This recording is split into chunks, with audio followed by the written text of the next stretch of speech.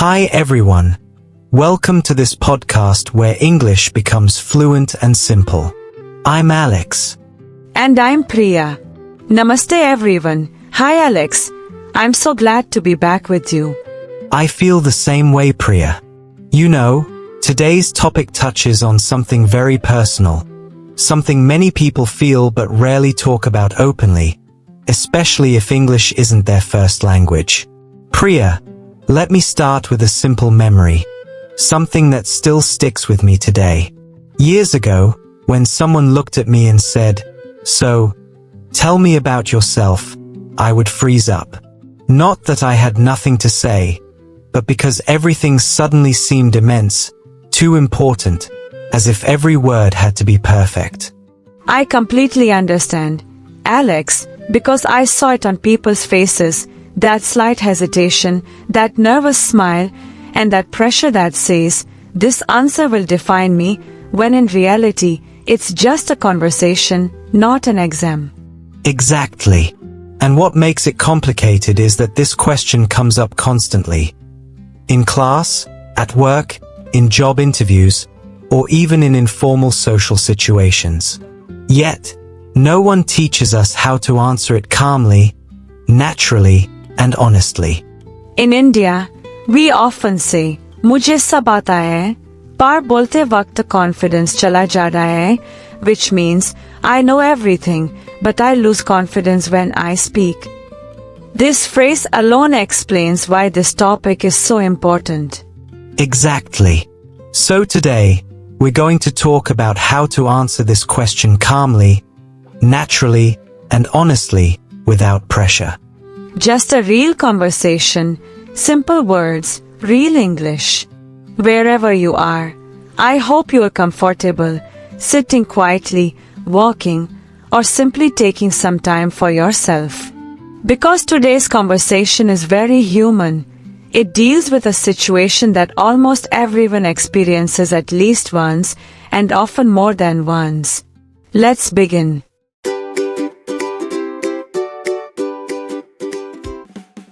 The real problem is not that people don't know English, because most learners already understand much more than they think. The real problem is that they believe their answer must be perfect, complete, impressive, and correct from the very first word. Yes, and that belief creates pressure, because when we try to sound impressive, we stop sounding human, and English becomes something heavy, something fragile, something we are afraid to touch. I've noticed that many learners prepare answers in advance, long answers, complex answers, but when the real moment comes, everything disappears, because real conversations don't follow scripts. Exactly.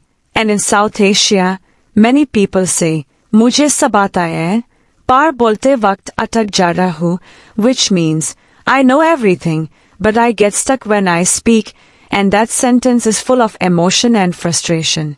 What makes it harder is that people think silence means failure, when actually silence often means you care, you want to do well, and you don't want to sound foolish.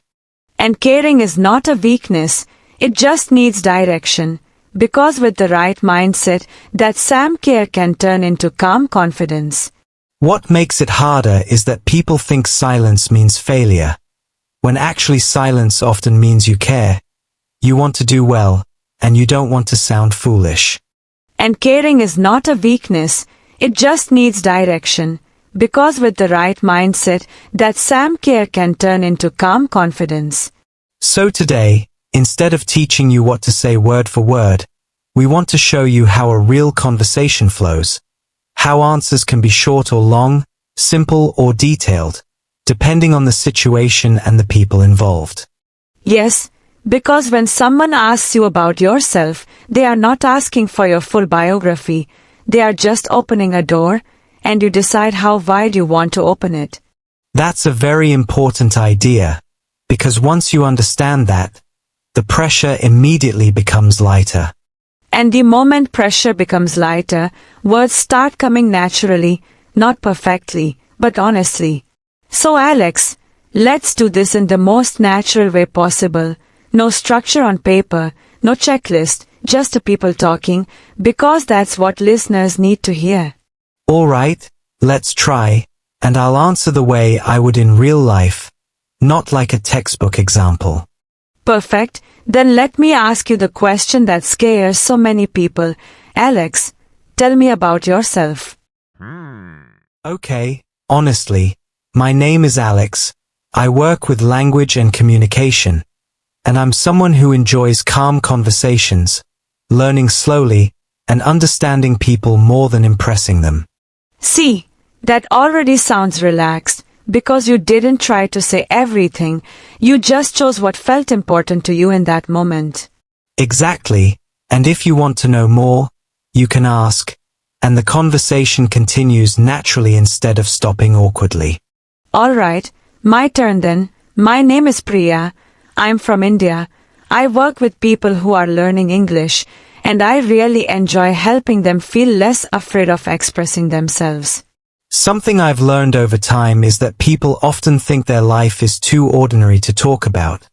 But honestly, ordinary life is what connects people the most.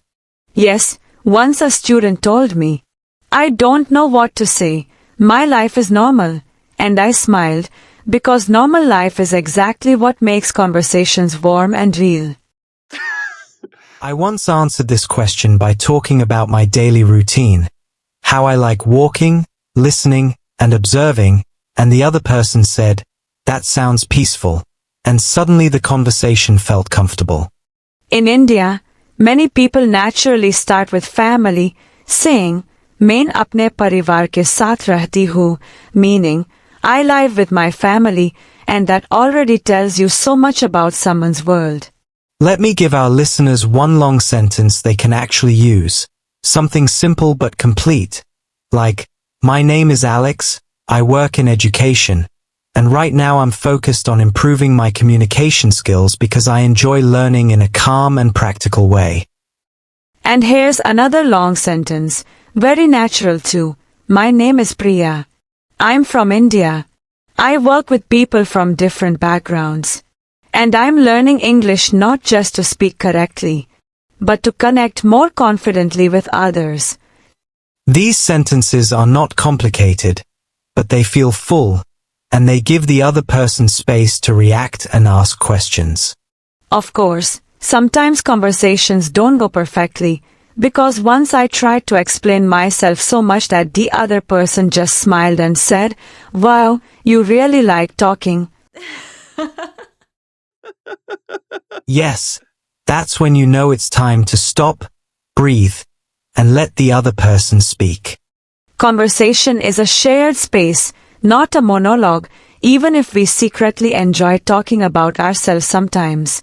What's important to understand is that your answer changes depending on where you are, because in a class, you might say why you're learning English, while at work, you might talk about your role or experience. And in social situations, you can simply share what you enjoy, because saying, I like reading, music, or traveling, is enough to keep the conversation flowing. The mistake many learners make is thinking they must always give the same answer, when flexibility actually makes you sound more natural. I want to say something very honestly now, because many listeners might feel this deeply. If you feel nervous answering this question, it doesn't mean you are bad at English, it means you care about how you are seen. And caring is not a weakness, it just needs a calmer approach, so fear doesn't block your voice. Bilkul, absolutely. And when you allow yourself to be simple, confidence slowly returns. Let's invite our listeners to practice gently, not by memorizing long texts, but by thinking of one or two sentences they would feel comfortable saying. Yes, just one or two sentences, something like, my name is, I'm from, and I enjoy. That's already enough. And if you make a small mistake, nothing bad happens, the conversation continues, just like real life. I remember once answering this question during a family gathering in English, and my relatives looked at me and said, English mein kyun bol rahi ho, which means, why are you speaking in English? Oh, and everyone laughed, including me. Yes, sometimes the situation itself is funny, and laughter actually makes the conversation easier, not harder. Exactly. Laughter reminds us that we are human, not machines trying to produce perfect sentences. So when someone asks you, "Tell me about yourself," remember, it's not about saying everything, it's about saying something honest. You choose how much to share, how deep to go, and how simple to stay. And simple answers often open the door to the best conversations. We'd really love to hear from you because this podcast is about conversation, not perfection. If you feel like it, write one simple sentence in the comments, just a small thing about yourself, no pressure at all. And if this episode helped you feel a little calmer about speaking English, that means a lot to us. You can subscribe to English Simplified if you enjoy conversations like this, and come back next time for another gentle topic. Thank you so much for listening. Dhanyavad. Take care of yourself, and remember, fluency is not about speaking fast, it's about feeling comfortable. See you very soon.